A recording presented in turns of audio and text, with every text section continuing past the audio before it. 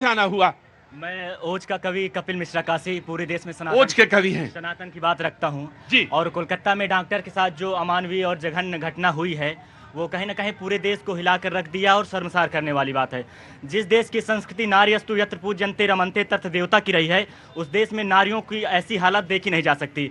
और इसका उपाय सिर्फ मोमबत्तियां नहीं है। मैं सिर्फ यही कहना चाहता हूं। मैं पिछली बार भी आपके शो में आया था और मैंने कहा था कि मोदी जी की सरकार के बारे में, तब मोदी जी की सरकार बनी थी और बहुत जल्द ही अब मतलब कानून बनने वाला है और ज़रूरत भी है वर्तमान समय को देखते हुए। तो मैंने कविता के माध्यम से आपको बताता हूँ कि उपाय क्या है कि फांसी पर लटकाओ या फिर चौराहे पर वार करो। अंदर आओ, जरा अंदर आ जाओ बाबू, माफी चाहता हूं जी। फांसी पर लटकाओ या फिर चौराहे पर वार करो, जिस्म के भूखे भेड़ियों पर कुछ ऐसा यारों वार करो, मानवता के सुंदर मुखड़े पर कालिख को पोत के बैठे हैं, सबसे सुकोमल कली आज दानव ये नोच के बैठे हैं। यही देखकर बेटी होना पाप सरीखा लगता है, यही देखकर बेटी होना पाप सरीखा लगता है।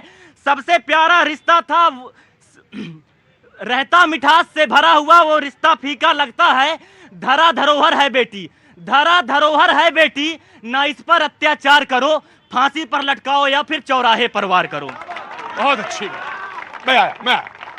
चौराहे पर लटकाओ या फिर चौराहे पे लटकाओ या फांसी पर लटकाओ या फिर चौराहे पर वार करो, या चौराहे पर वार करो कहा। ये होना चाहिए। मेरा ये मानना है कि जो रेपिस्ट है या जो घृणित कार्य करने वाला, उस पर चर्चा ज्यादा होनी चाहिए। उस पर चर्चा जरूर हो। वो व्यक्ति कैसा है, कौन है, कहां से निकल रहा है, किस तरह का, इस पर बात जरूर हो। मैं आया जब मैं बिल्कुल आपका आप ही लोगों से बातचीत, मैंने सैटरडे वाला शो कुछ और घर से तय करके चला और बस बात तय हुई और यहां पे रुको, और यहां पर बातचीत का सिलसिला कुछ और मुड़ गया और यहां पे बातचीत कुछ और होने लगी। और मैं वो चाहता भी हूं कि कुछ ऐसा ना हो कि मैं तय करके चलूं उसी पे बात हो, जो आप तय करें उसी पर बात हो। मैं ये चाहता हूं कि जो आप तय करें वही बात हो।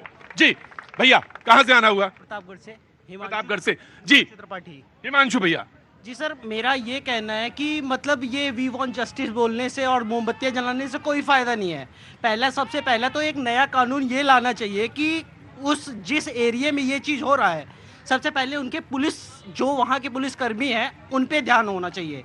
ना कि अगर एक जो मेंबर होगा, पर्सनल मेंबर होगा, वो हमारी बहन बेटियां कहीं बाहर जा रही हैं तो हम कितना भी कुछ कर लें, ऐसा कुछ नहीं हो सकता।